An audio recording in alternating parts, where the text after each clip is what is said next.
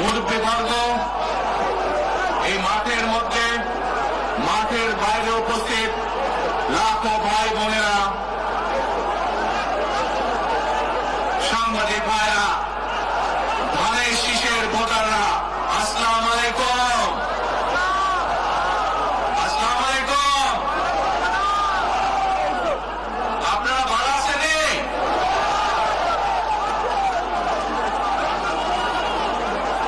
আলহামদুলিল্লাহ। প্রিয় ভাই বোনেরা, এই যে আপনারা এখানে আজকে লক্ষ লক্ষ মানুষ আজ এখানে সমবেত হয়েছেন, এই লক্ষ লক্ষ মানুষ সমবেত হওয়ার এই পরিস্থিতি তৈরি করার জন্য হাজারো মানুষ প্রাণ বিসর্জন দিয়েছে গত 15 বছর। আপনারা আজকে এই যে লক্ষ মানুষ এখানে উপস্থিত হয়েছেন, আপনাদের যে রাজনৈতিক অধিকার প্রতিষ্ঠা করার জন্য, আপনাদের কথা বলার বাক স্বাধীনতার অধিকার, আপনাদের নিরাপত্তা পাওয়ার অধিকার প্রতিষ্ঠিত করার জন্য আজ যে আপনারা এখানে একত্রিত হয়েছেন, এই অধিকার প্রতিষ্ঠিত করতে গিয়ে আমরা আমাদের মাঝে থেকে ইলিয়াস আলীকে হারিয়েছি, আমরা আমাদের মাঝে থেকে জুনায়েদকে হারিয়েছি, আমরা আমাদের মাঝে থেকে দিনারকে হারিয়েছি। সারা বাংলাদেশে গত 15 বছর 16 বছরে যারা এই দেশ থেকে পালিয়ে গিয়েছে 1 বছর আগে, তারা যখন এই দেশের মানুষের টুটি চেপে ধরেছিল, তারা এই দেশের মানুষের বাক স্বাধীনতা কেড়ে নিয়েছিল, তারা এই দেশের মানুষের ভোটের অধিকার কেড়ে নিয়েছিল, তারা শুধু ভোটের অধিকার কেড়ে নিয়েই সন্তুষ্ট থাকেনি, তারা শুধু সাধারণ মানুষের কথা বলার অধিকার কেড়ে নিয়েই সন্তুষ্ট থাকে নাই, তারা ইলিয়াস আলী, জুনায়েদ, দিদারের মতন শত হাজারো মানুষকে তারা হত্যা করেছিল সেদিন। তারা বাংলাদেশের লক্ষ লক্ষ বিএনপি সহ লক্ষ লক্ষ সাধারণ মানুষকে গুম খুনের মামলা দিয়ে জর্জরিত করেছিল। প্রিয় ভাই বোনেরা, আমরা দেখেছি বিগত 15-16 বছরে উন্নয়নের নাম করে কিভাবে দেশের মানুষের সম্পদ লুটপাট করে বিদেশে পাচার করে দেওয়া হয়েছে। আজকে এই যে ঢাকা থেকে সিলেট বা সিলেট থেকে ঢাকার যে মহাসড়ক, 2005 সালে আমি এসেছিলাম, সুনামগঞ্জে বন্যা হয়েছিল, আমার আসতে আসতে লেগেছিল 4.5 ঘন্টার মতো, কিন্তু আজ আমরা দেখি 10 ঘন্টার মতন সময় লাগে।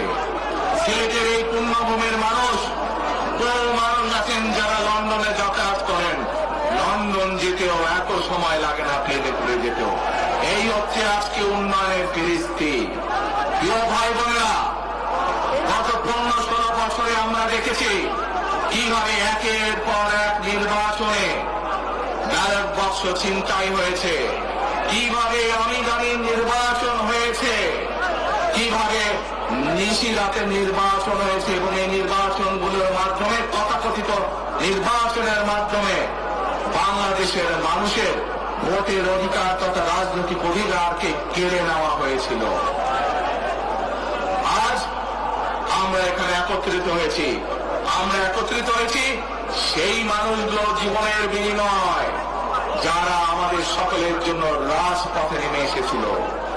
আমরা আজ এখানে একত্রিত হতে পেরেছি সেই মানুষগুলোর ত্যাগের বিনিময়ে যারা বিভিন্নভাবে নির্যাতিত হয়েছে, অত্যাচারিত হয়েছে, পঙ্গুত্ব বরণ করেছে।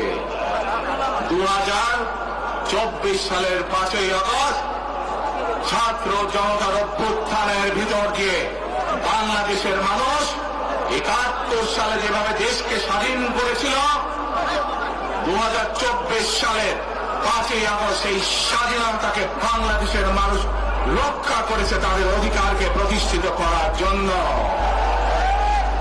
প্রিয় ভাই বোনেরা, এখানে বহু মুরব্বী উপস্থিত আছেন, যারা কালের সাক্ষী শহীদ রাষ্ট্রপতি জিয়াউর রহমানের সময় কিভাবে দেশে বহুদলীয় গণতন্ত্র রচিত হয়েছে। বহু ভাই বোনেরা এখানে উপস্থিত আছেন যারা কালের সাক্ষী দেশ ও নেত্রী খালেদা জিয়ার সময় কিভাবে দেশে সংসদীয় গণতন্ত্রের ভিত্তি রচনা করা হয়েছিল। প্রিয় ভাই বোনেরা, একটু আগে আমরা বলেছি, আমি আমার বক্তব্যে বলেছি, ঢাকা সিলেট মহাসড়কের উদাহরণ দিয়ে যে কিভাবে এই দেশের তথাকথিত উন্নয়ন করার নামে দেশ থেকে মানুষের অর্থ লুটপাট করে নিয়ে যাওয়া হয়েছে। আমরা এই অবস্থার পরিবর্তন করতে চাই। প্রিয় ভাই বোনেরা, আপনারা কি আমার সাথে আছেন এই অবস্থার পরিবর্তন করতে? আলহামদুলিল্লাহ। প্রিয় ভাই বোনেরা, আমরা সারা বাংলাদেশের কৃষক ভাইদের পাশে দাঁড়াতে চাই। ইনশাল্লাহ আপনারা আগামী 12 তারিখে ধানের শীষকে জয়যুক্ত করেন, জয়যুক্ত করতে পারেন, আমরা ইনশাল্লাহ সারা বাংলাদেশের কৃষকদের পাশে তাহলে দাঁড়াতে পারবো। আমাদের চান কৃষক ভাইদের পাশে? আলহামদুলিল্লাহ। প্রিয় ভাই বোনেরা, আমরা দেখেছি শহীদ রাষ্ট্রপতি জিয়া রহমানের সময় এইভাবে খাল খনন করা হয়েছিল সারা বাংলাদেশে, এবং সেই খাল খনন করার মাধ্যমে কৃষকদের সেচ সুবিধা সহ মানুষের পানির সমস্যার সমাধান হয়েছিল। জানেন আপনারা যে খাল খনন নিয়ে কে কে জানেন? কে খাল খননের কথা শুনেছেন? এই তো হাজারো মানুষ হাত তুলেছে। প্রিয় ভাই বোনেরা, বিএনপি ইনশাআল্লাহ 12 তারিখের ভোটে নির্বাচিত হলে আমরা আবার খাল খনন কর্মসূচি শুরু করতে চাই। সারা দেশে, সিলেটের মানুষ সারা দেশে খাল খনন শুরু করতে চাই। কারা কারা খাল খনন করতে চান? আলহামদুলিল্লাহ। আমরা দেশে খাল কাটবো, দেশের নদীতে পানি নিয়ে আসবো, খালে বিলে পানি নিয়ে আসবো। কেন? আপনাদের মনে আছে কয়েক বছর আগে কিভাবে ওই পাশ থেকে পানি ছেড়ে দেওয়া হয়েছিল, সারা সিলেট শহর ভেসে গিয়েছিল বন্যার পানিতে, মনে আছে? সেজন্যই আমরা বলেছি একটি কথা, আমরা দেখেছি গত 15-16 বছর কিভাবে এই দেশকে অন্য দেশের কাছে বন্ধক দিয়ে দেওয়া হয়েছিল। সেজন্যই আমি বলেছি, দিল্লি নয়, দিল্লি নয়, নয় অন্য কোনো দেশ, সবাইকে বাংলাদেশ। প্রিয় ভাই বোনেরা, আমি আরেকটি কথা বলেছিলাম, যখন স্বৈরাচার এই দেশের মানুষের ঘরে চেপে বসেছিল, সেই কথাটা ছিল টেক ব্যাক বাংলাদেশ, মনে আছে? যে আমরা টেক ব্যাক বাংলাদেশের অর্ধেক পথে, হাফ পথে এসে দাঁড়িয়েছি, অর্ধেক পথে এসে দাঁড়িয়েছি। দেশকে আমরা স্বৈরাচার মুক্ত করেছি, আমরা গণতন্ত্রের প্রতিষ্ঠার যাত্রা শুরু করেছি। এখনো সেই যাত্রা শুরু হয়নি। 12 তারিখে ধানের শীষকে নির্বাচিত করার মাধ্যমে গণতন্ত্রের সেই যাত্রা শুরু হবে। টেক ব্যাক বাংলাদেশ মানে শুধু গণতন্ত্রই রক্ষা নয়, এর সাথে আরো কথা আছে। ওই যে বললাম খাল খনন, ওই যে বললাম কৃষক ভাইদের পাশে দাঁড়ানো, শুধু এখানেই থেমে থাকলে চলবে না। আমাদের দেশের জনসংখ্যার অর্ধেক হচ্ছে মা বোনেরা, অর্থাৎ নারী সমাজ। এই মা বোনদের কাছে আমরা নির্বাচিত ইনশাআল্লাহ 12 তারিখে ধানের শীষ নির্বাচিত হলে আমরা তাদের কাছে তাদেরকে স্বাবলম্বী করে গড়ে তোলার জন্য, এখানে আপনাদের যাদের সংসার আছে জানেন, স্বামী স্ত্রী দুইজনে মিলে সংসার সুন্দর হয়, যাতে আমাদের মায়েরা আপনাদের পাশে, বোনেরা আপনাদের পাশে থেকে সংসারকে সচ্ছলভাবে গড়ে তুলতে পারেন। আমরা গ্রামে গ্রামে, শহরে শহরে সকল দুস্থ পরিবার যারা আছে, মধ্যবিত্ত নিম্নমধ্য সকল পরিবার কাছে ফ্যামিলি কার্ড পৌঁছে দিতে চাই। এই ফ্যামিলি কার্ডের মাধ্যমে আপনার পরিবার, আপনার মা বা আপনার স্ত্রী, আপনার বোনের মাধ্যমে আপনার পরিবার সহযোগিতা পাবে। কিন্তু এই ফ্যামিলি কার্ডকে যদি বাস্তবায়ন করতে হয় তাহলে কি করতে হবে? কি করতে হবে? ধানের শীষকে জয়যুক্ত করতে হবে। পারবেন ইনশাআল্লাহ। প্রিয় ভাই বোনেরা, কৃষক ভাইদেরকে যেমন কৃষি কার্ড দিতে চাই আমরা সহযোগিতা করার জন্য, মা বোনদেরকে দেশনেত্রী খালেদা জিয়া যখন দেশ পরিচালনার দায়িত্বে ছিলেন মা বোনদেরকে বিনামূল্যে শিক্ষার ব্যবস্থা করে দিয়েছিলেন, মনে আছে? এখানে বহু মা বোন আছে সেই সময় যারা এই সুবিধা পেয়েছিলেন। আপনাদের ঘরে বহু মা বোন আছে যারা সেই সুবিধা পেয়েছিলেন। আর সেই মা বোনদেরকে আমরা ফ্যামিলি কার্ডের মাধ্যমে খালেদা জিয়ার সরকার শিক্ষার সুযোগ করে দিয়েছিলেন। আপনাদের আগামী দিনের ধানের শীষের সরকার, বিএনপি সরকার সেই শিক্ষিত মা বোনদেরকে, সেই মা বোনদেরকে, সকল মা বোনদেরকে অর্থনৈতিকভাবে আমরা স্বাবলম্বী করে গড়ে তুলতে চাই। প্রিয় ভাই বোনেরা, আসেন এবার টেক ব্যাক বাংলাদেশের আরেকটি কাজ বাকি আছে। সেই কাজ হচ্ছে আমাদের দেশের লক্ষ লক্ষ যুবক যুবতী অর্থাৎ তরুণ সমাজের সদস্যরা, যুব সমাজের সদস্যরা, লক্ষ লক্ষ সদস্যরা বেকার হয়ে বসে আছেন, আছে না? এই বেকারদের জন্য আমরা কর্মসংস্থান তৈরি করতে চাই। সিলেটের মানুষ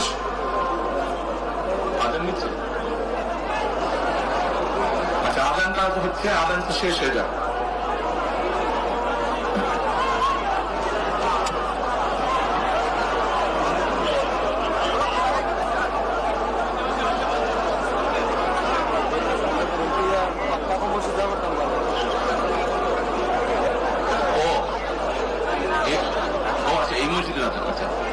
প্রিয় ভাই বোনেরা, এই দরগার মসজিদের আজান শুরু হলে আমরা কিছুক্ষণ বিরতি দিব আজানটা শেষ না পর্যন্ত। তাহলে তার আগে বক্তব্য রাখি নাকি?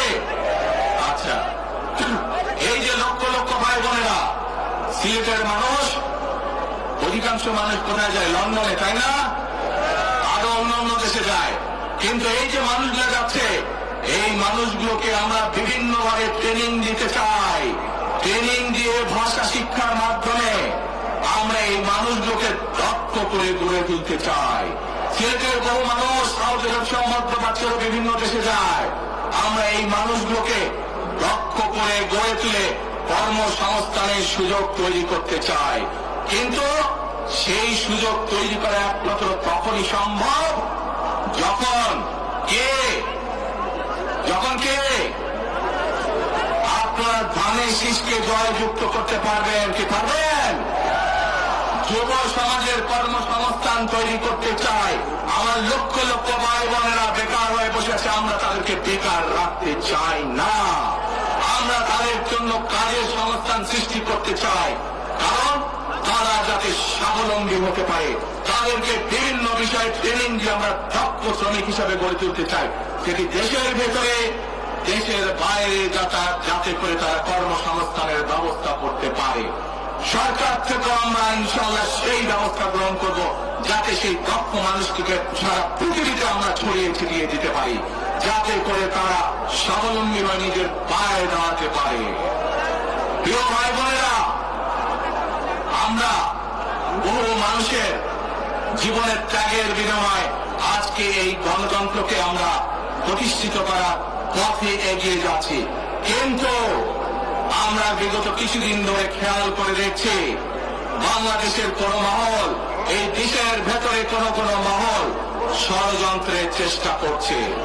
গত কয়েকদিন ধরে আপনারা দেখেছেন, পত্র পত্রিকায় এসেছে, বিভিন্ন সোশ্যাল মিডিয়াতে এসেছে, মধ্যপ্রাচ্য সহ বিভিন্ন দেশে পোস্টাল ব্যালট যেগুলো পাঠানো আছে সেগুলোকে কিভাবে ডাকাতি করা হয়েছে। ঠিক যারা এই দেশ থেকে পালিয়ে গেছে তারা যেভাবে আপনাদের ভোট ডাকাতি করেছিল, ঠিক একইভাবে আবার সেই ষড়যন্ত্র শুরু হয়েছে। দেখেছেন আপনারা?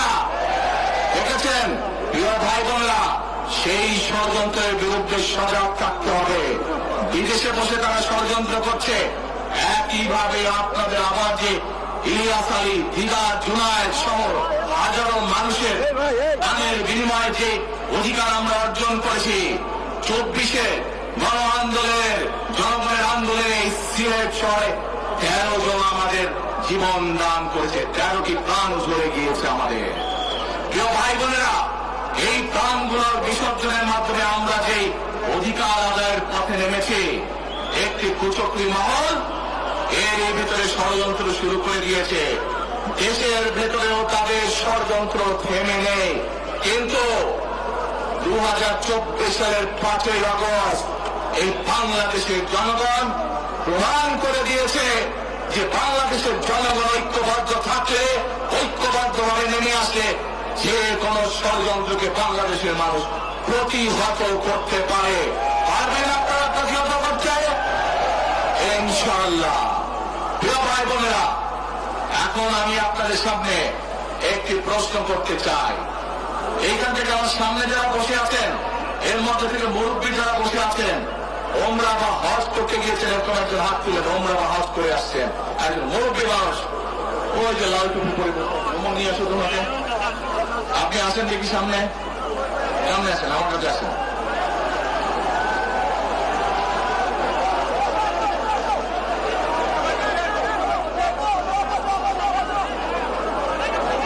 ওই যে চশমা খুলছে, চশমা খুলছে।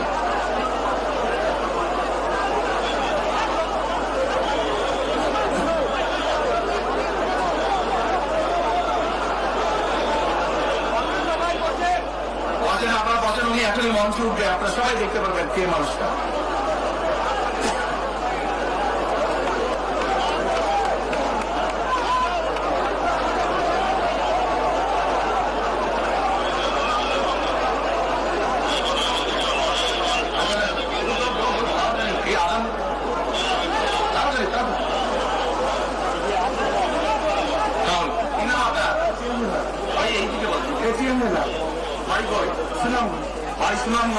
সুনামগঞ্জ কোথায়? এই সুনামগঞ্জের মানুষ আছে এখানে? আপনাদের মানুষ? আচ্ছা, এখন বলেন কবে গেছিলেন আপনি? হজে উমরায় গেছিলেন? এখন আমাকে বলেন, আপনি তো উমরা হজ করেছেন, আপনি কাবা শরীফে গেছেন, কাবা শরীফের মালিককে জোরে বলেন আল্লাহ। কাবা শরীফের মালিককে আল্লাহ। আল্লাহ। আমরা মুসলমান সবাই এই দিন দুনিয়ার আমরা যে পৃথিবী দেখি, পৃথিবীর মালিককে আল্লাহ। এই সূর্য নক্ষত্র যা দেখি তার মালিককে আল্লাহ। বেহেশতের মালিককে আল্লাহ। দোজখের মালিককে আল্লাহ।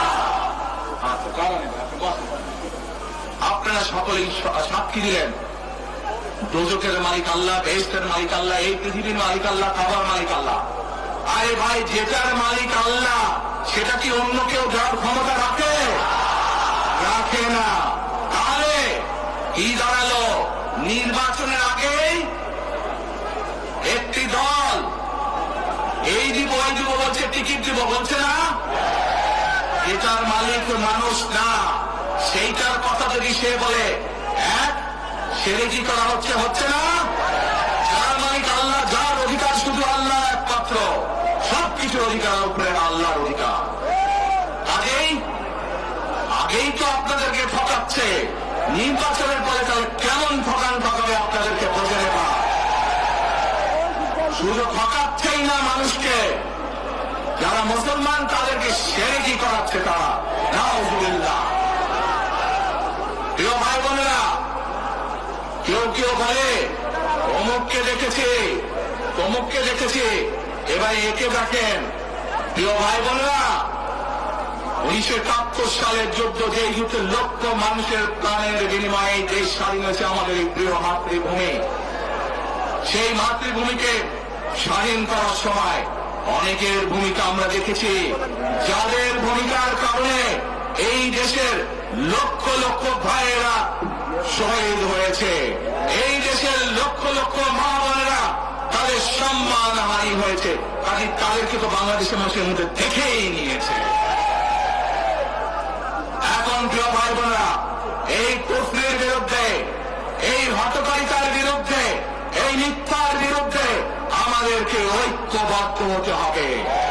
আমাদেরকে ওই যে টেক ব্যাক বাংলাদেশে থাকতে হবে। আমরা দেশকে স্বৈরাচার থেকে মুক্ত করেছি, এখন মানুষের অধিকারকে প্রতিষ্ঠিত করতে হবে।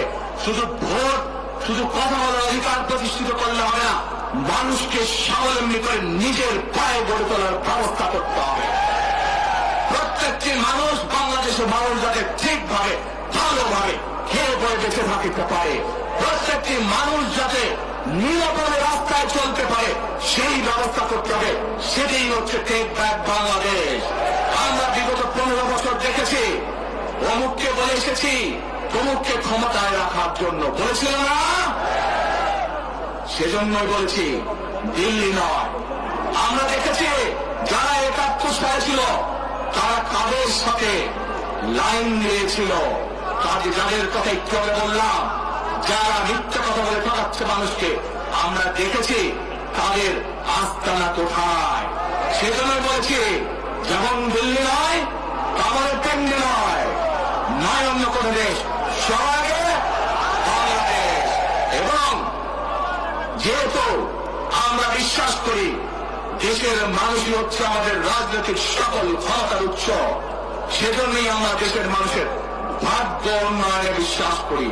এবং সংক্ষেপে আপনাদের সাথে যে কথা বললাম, শুধু ভোট এবং কথা বলার অধিকার না, বিএনপি চায় আপনাদের দেশের মানুষকে অর্থনৈতিকভাবে স্বাবলম্বী করে তুলতে, দেশের নারী সমাজকে, মা বোনদেরকে, দেশের যুব সমাজকে, দেশের প্রত্যেকটি কৃষক সহ প্রত্যেকটি শ্রেণী পেশার মানুষকে বাংলা বিএনপি চায় আগামী দিনে ইনশাআল্লাহ সরকার গঠন করে প্রত্যেকটি মানুষকে স্বাবলম্বী করে গড়ে তুলতে। প্রিয় ভাই বোনেরা, সেজন্যই আমরা আরেকটি কথা বলি, আমরা দেখেছি কিভাবে শহীদ জিয়ার সময়, দেশে খালেদা জিয়ার সময় দেশকে আমরা এগিয়ে নিয়ে গেছিলাম। দেশে কলকারখানা তৈরি হয়েছিল, মানুষের কর্মসংস্থান হয়েছিল, দেশের মানুষ বিদেশে গিয়েছিল। সেজন্যই আমরা বলতে চাই, করব কাজ, করব দেশ, সবার আগে বাংলাদেশ। করব কাজ, করব দেশ, সবার আগে বাংলাদেশ। শেষে আবারও আপনাদের কাছ থেকে আগামী 12 তারিখে ধানের শীষের পক্ষে ভোট চেয়ে একটি কথা বলতে চাই, ইনশাআল্লাহ আগামী দিনে বিএনপি সরকার গঠিত হলে আমরা নবী করিম সাল্লাল্লাহু আলাইহি ওয়াসাল্লামের ন্যায় পরায়ণতার ভিত্তিতে ইনশাআল্লাহ দেশকে পরিচালনা করব।